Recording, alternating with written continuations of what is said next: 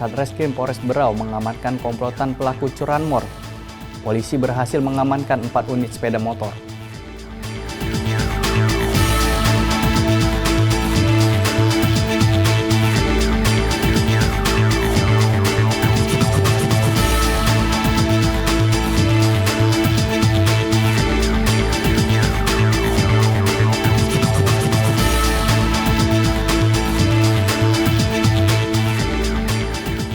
Polres Magetan bergerak cepat menangani dugaan tindak kekerasan yang dialami putri komedian Isa Bajaj.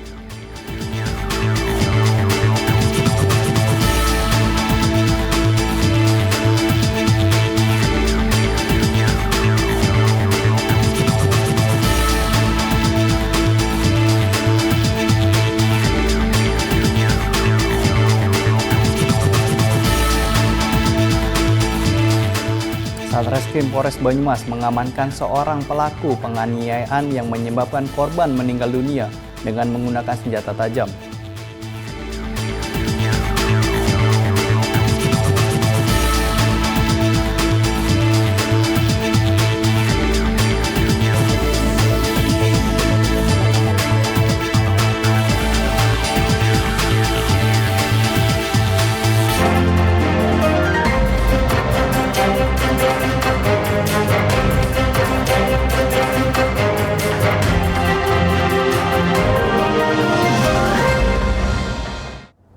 Selamat pagi pemirsa, Presisi Pagi kembali hadir edisi Selasa 23 April 2024. Selain 3 berita utama tadi, selama 1 jam ke depan kami juga telah menyiapkan sejumlah informasi terkini lainnya. Bersama saya Bribda Zulhami Abdi, inilah Presisi Pagi selengkapnya.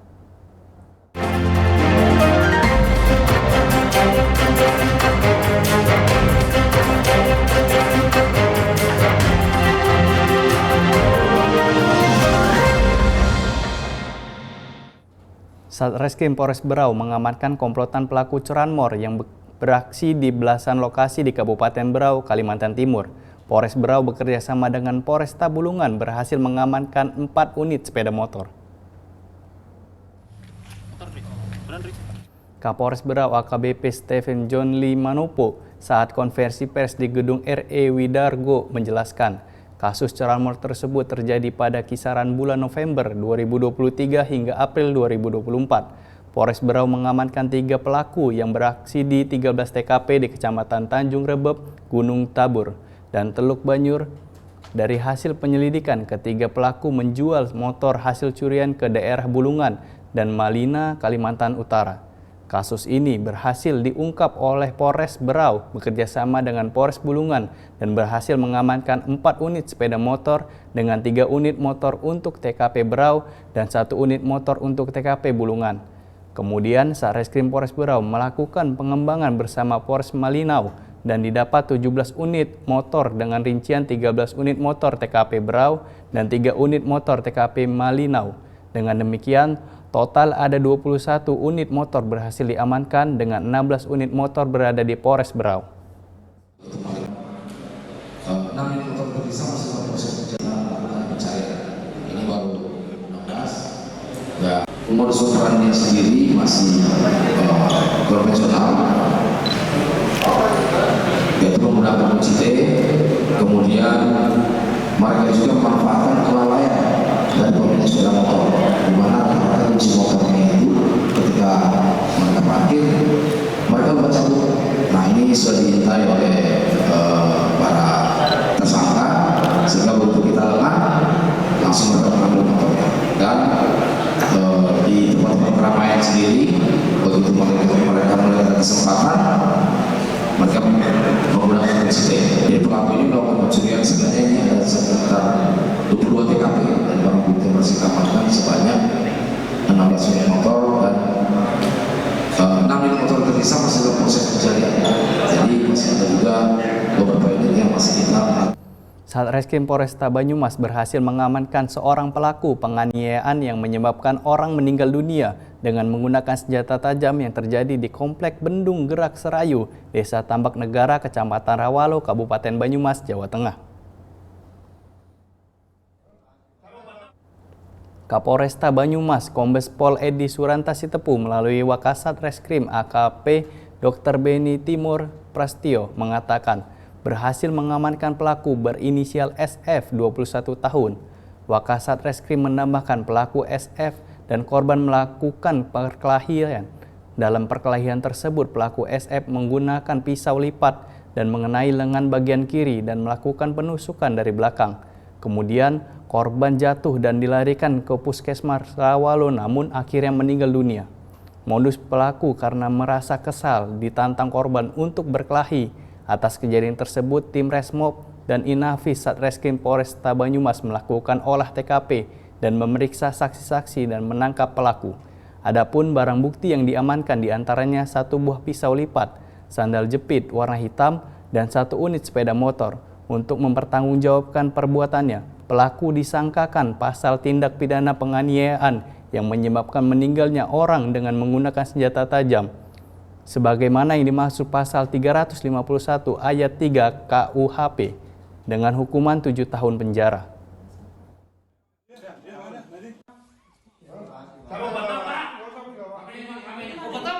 Satreskrim Polresta Banyumas telah mengungkap kasus terkait dengan kasus penganiayaan yang menyebabkan meninggalnya orang.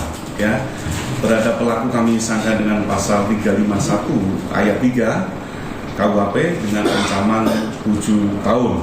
Adapun kronologis kejadiannya yaitu pada hari Sabtu sekira 18.30 di Bendung Gerak Serayu antara pelaku dan korban ini memang sudah ada niat untuk saling tantang-menantang, sehingga pelaku ini jengkel ya karena berulang kali ditantang. Kemudian pada saat itu hari Sabtu ya jam 18.30 dilaksanakan tantangan tersebut, sehingga pada saat di Bendung Gerak Serayu terjadi perkara. Polres Magetan bergerak cepat menangani dugaan tindak kekerasan yang dialami putri komedian Isa Bajai. Isa Bajai bersama istri dan anaknya mendatangi SPKT Polres Magetan untuk membuat laporan resmi.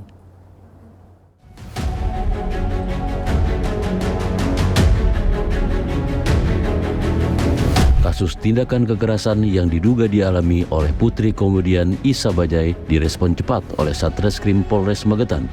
Didampingi tim Dinas Pemberdayaan Perempuan serta Perlindungan Anak, keluarga Isa Bajai langsung dihadapkan dengan penyidik tim 4 unit Reskrim Polres Magetan untuk memberikan keterangan. Menurut Kasat Reskrim Polres Magetan, AKP Angga Perdana Brahmada, kejadian dugaan penganiayaan ini terjadi sekitar pukul 17 waktu Indonesia Barat sore hari. Korban yang saat itu bersama kedua kakaknya tiba-tiba menangis dan mengaku ditendang oleh seseorang saat berada di trotoar dekat Tugu Pancasila. Pada sekitar pukul 5 sore, ya kejadiannya sekitar pukul 5 sore. Jadi yang bersangkutan ini bersama 2 kakaknya laki-laki umur 6 tahun dan 8 tahun. Yang bersangkutan ini sekitar umur 4 tahun, bermain di sekitar alur-alur Magetan. Nah, setelah kejadian itu, adik ini berjalan di belakang, yang kakaknya dari keterangan awalnya berjalan di depan dan melihat di belakang dia sudah menangis terduduk dengan kaki di depan, berselonjor ke depan. Ya. Dan yang jelas dengan kita terimanya laporan ini, kita melakukan pengembangan di TKP dan beberapa tempat yang ada di situ, dan kita juga sudah melakukan untuk memeriksa saksi-saksi yang ada di situ. Isa Bajai selaku orang tua korban berharap pelaku segera ditemukan dan mempertanggungjawabkan perbuatannya. Anak saya kan memang setiap hari-hari juga kadang main di alun-alun tanpa saya ya, bertiga main. Kemarin saya tahu pulang ada luka darah, ternyata begitu kita tanyain katanya ada yang dilakukan sama salah satu orang yang di sana. Makanya masih penyelidikan juga. Terus dari hal tersebut langsung saya bawa ke rumah sakit, memang ternyata ada luka. Ya mohon bantuan juga teman-teman, mudah-mudahan dengan berita ini nanti ada yang kalaupun itu pelaku ataupun yang nggak sengaja mungkin bertabrakan sama ceria atau melakukan sama ceria itu berkenan hatinya untuk bertanggung jawab. Respon cepat oleh Satreskrim Polres Magetan menunjukkan komitmen Polres Magetan dalam menangani kasus kekerasan terhadap anak. Kepedulian dan profesionalisme petugas dalam menangani kasus ini patut diapresiasi. Kecepatan dan ketepatan dalam bertindak diharapkan dapat segera mengungkap pelaku dan memberikan keadilan bagi korban. Dari tim Humas Polres Magetan Polda Jawa Timur, melaporkan untuk Polri TV. Gunung Api Ruang telah diturunkan statusnya menjadi level 3 atau siaga oleh Pusat Vulkanologi dan Mitigasi Bencana Geologi terhitung mulai tanggal 22 April 2024 pukul 9 WITA. Hasil evaluasi secara instrumental yang dilakukan oleh tim PVMBG menyatakan bahwa penurunan status dari level 4 atau awas menjadi level 3 atau siaga. Ini didasari oleh beberapa hal, adapun yang pertama, kegempaan vulkanik Gunung Api Ruang pada umumnya cenderung rendah dan lebih didominasi oleh gempa tektonik. Hal ini diperkirakan merupakan pengaruh dari subduksi Sulawesi Utara dan subduksi ganda di Laut Maluku. Secara pasca erupsi 17 April 2024, terlihat pemunculan gempa vulkanik dalam dan gempa vulkanik dangkal, yang mana hingga hari ini cenderung mengalami penurunan. Adapun menurut PVMBG, potensi bahaya saat ini berupa erupsi skala kecil dengan berasaran material erupsi terbatas di sekitaran puncak. PVMBG juga menyebut bahwa telah terjadi penumpukan material hasil erupsi pada lereng atas bagian timur yang berpotensi menjadi guguran atau longsor batuan. Pelepasan gas berpotensi masih terjadi dengan skala cenderung menurun sebagai tahap akhir dari rangkaian erupsi. Kendati telah turun pada level 3 atau siaga, PVMBG tetap memberikan rekomendasi agar masyarakat di sekitaran Gunung Api Ruang dan pengunjung wisata tetap berwaspada dan tidak memasuki wilayah radius 4 km dari pusat kawah aktif Gunung Ruang.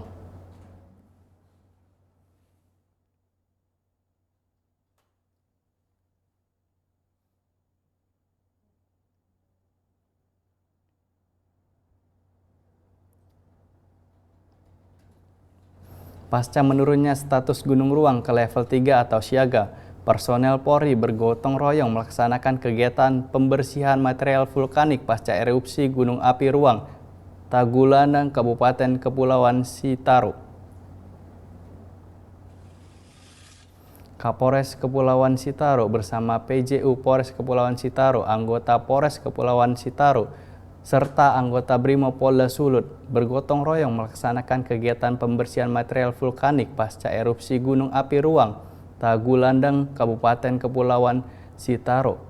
Kegiatan pembersihan dilakukan untuk di daerah Pelabuhan Buhias sepanjang ruas jalan raya Kelurahan Bahoy dan Kelurahan Balehumara, Kecamatan Tagulandang. Selain itu, pembersihan material vulkanik juga dilakukan di RSUD Tagulandang.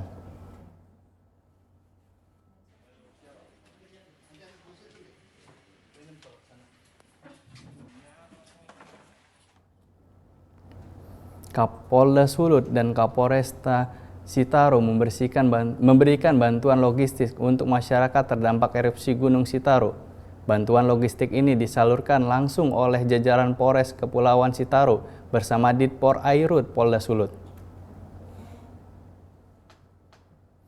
Bertempat di pos terpadu penanganan darurat bencana erupsi Gunung Ruang, Kampung Apengsala, Kecamatan Tagulandang, Kabupaten Kepulauan Sitaro, dilaksanakan penyerahan bansos dari Kapolda Sulut dan Kapolres Kepulauan Sitaro untuk masyarakat yang terdampak erupsi Gunung Api Ruang.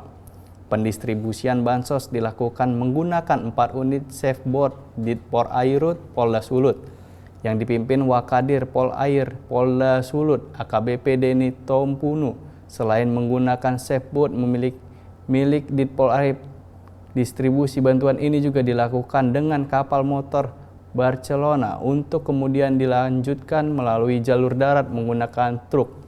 Bantuan logistik yang disalurkan diantaranya beras 1 ton atau 100 karung masing-masing 10 kg, mie instan sebanyak 30 dus, telur sebanyak 50 baki, dan ikan kaleng sebanyak 48 dus.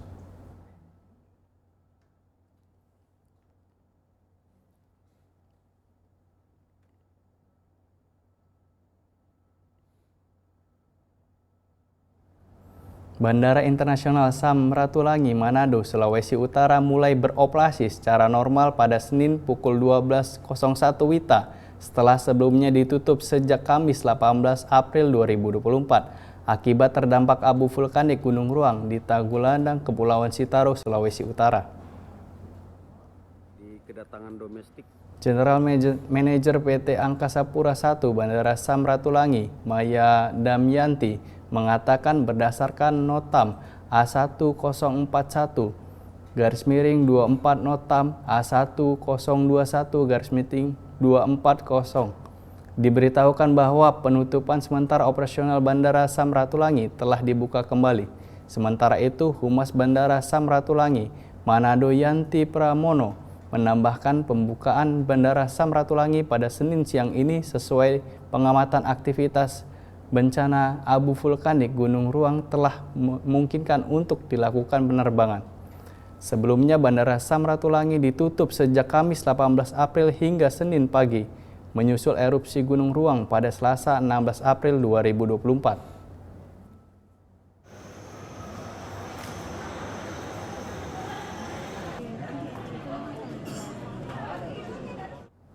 Tetaplah bersama kami, Presisi Pagi akan segera kembali.